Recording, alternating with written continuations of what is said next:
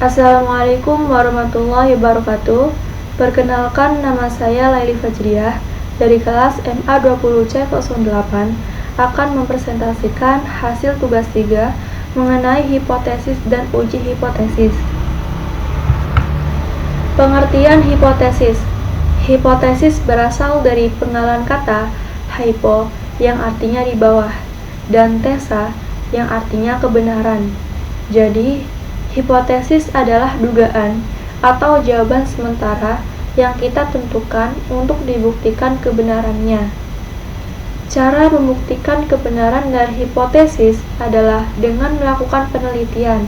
Misal, kita ingin tahu apakah cahaya matahari mempengaruhi kelajuan fotosintesis. Pengertian uji hipotesis. Uji hipotesis adalah metode pengambilan keputusan yang didasarkan dari analisa data, baik dari percobaan yang terkontrol maupun dari observasi atau tidak terkontrol. Tujuan dari uji hipotesis adalah untuk menetapkan suatu dasar sehingga dapat mengumpulkan bukti yang berupa data-data dalam menentukan keputusan apakah menolak atau menerima kebenaran dari pernyataan atau asumsi yang telah dibuat. Apakah penelitian memerlukan hipotesis? Tidak semua penelitian harus mempunyai hipotesis. Hipotesis diperlukan jika penelitian mempersoalkan hubungan antar variabel.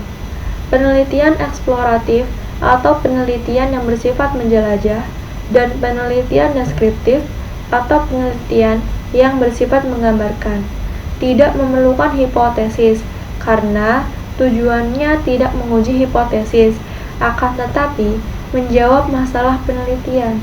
Penelitian yang memerlukan hipotesis adalah penelitian eksplanatif atau penelitian yang bersifat mencari hubungan antar variabel.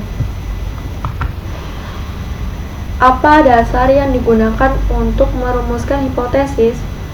Yang pertama, berdasarkan teori. Teori merupakan dasar yang paling kuat untuk dijadikan dasar perumusan hipotesis, karena merupakan pernyataan yang secara umum telah diakui kebenarannya. Yang kedua, berdasarkan riset terdahulu. Riset terdahulu dengan tema yang relatif sama dapat digunakan sebagai acuan dalam merumuskan hipotesis. Yang ketiga, berdasarkan riset pendahuluan. Apabila tidak ada referensi yang dapat digunakan untuk merumuskan hipotesis, peneliti dapat merumuskannya berdasarkan riset pendahuluan. Perumusan hipotesis dengan riset pendahuluan dapat dilakukan dengan melakukan riset kecil atau small research atau wawancara dengan narasumber yang memahami betul masalah yang akan diteliti. Yang keempat, berdasarkan akal sehat. Apabila tidak ditemui teori yang mendukung atau riset terdahulu yang relevan dan karena sesuatu hal yang tidak dapat dilakukan riset pendahuluan, maka hipotesis dapat dirumuskan berdasarkan akal sehat peneliti. Namun, dasar perumusan hipotesis dengan akal sehat merupakan dasar perumusan yang paling lemah karena memiliki tingkat subjektivitas yang tinggi. Bagaimana bentuk hipotesis yang akan kita rumuskan? Yang pertama, berdasarkan hipotesis deskriptif. Hipotesis deskriptif merupakan jawaban sementara terhadap masalah deskriptif, yaitu yang berkenaan dengan variabel mandiri. Yang kedua, hipotesis komparatif merupakan jawaban sementara terhadap rumusan masalah komparatif. Pada rumusan ini variabelnya sama, tetapi populasi atau sampelnya berbeda, atau keadaan itu terjadi pada waktu yang berbeda. Yang ketiga adalah hipotesis asosiatif, adalah jawaban sementara terhadap rumusan masalah asosiatif, yaitu yang menanyakan hubungan antara dua variabel atau lebih. Selanjutnya, manfaat hipotesis, yaitu menjelaskan masalah penelitian, menjelaskan variabel-variabel yang akan diuji, pedoman untuk memilih metode analisis data, dan yang terakhir, dasar untuk membuat kesimpulan penelitian. Berikut konsep perumusan hipotesis. Dari gambar tersebut tampak bahwa permasalahan riset dapat bersumber dari fakta atau kejadian nyata dalam kehidupan sehari-hari atau pada teori. Selanjutnya, permasalahan yang ditemukan tersebut dikonfirmasi dengan berbagai teori yang telah ada, atau riset terdahulu, atau juga berupa pernyataan peneliti semata. Namun, yang disebut terakhir cenderung memiliki banyak kelemahan.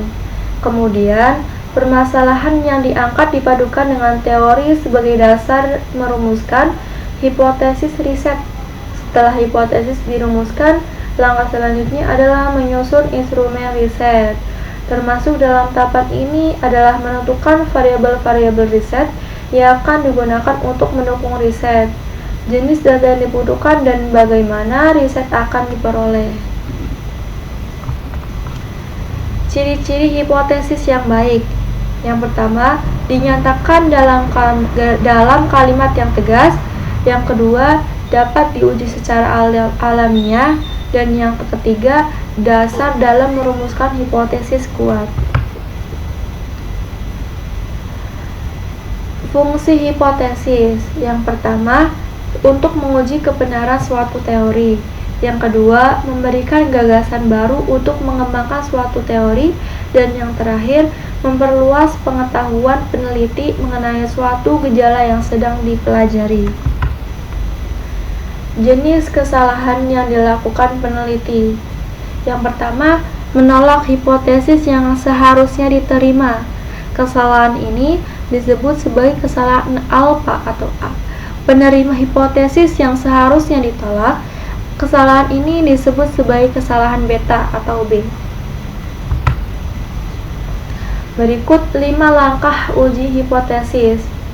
Yang pertama, merumuskan hipotesis atau HO dan HA.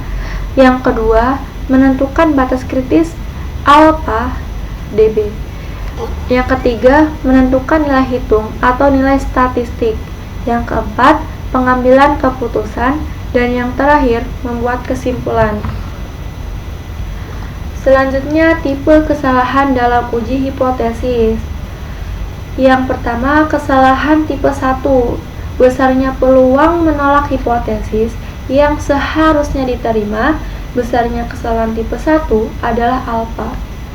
Dan kesalahan tipe 2, besarnya peluang menerima hipotesis yang seharusnya ditolak.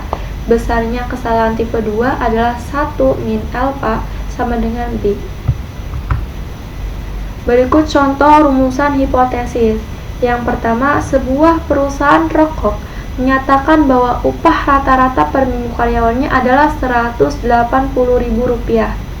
Yang kedua, sebuah perusahaan rokok menyatakan bahwa upah rata-rata per minggu karyawannya lebih dari Rp180.000. Yang ketiga, sebuah perusahaan rokok menyatakan bahwa upah rata-rata per minggu karyawannya kurang dari Rp180.000. Terima kasih, mohon maaf apabila ada kesalahan.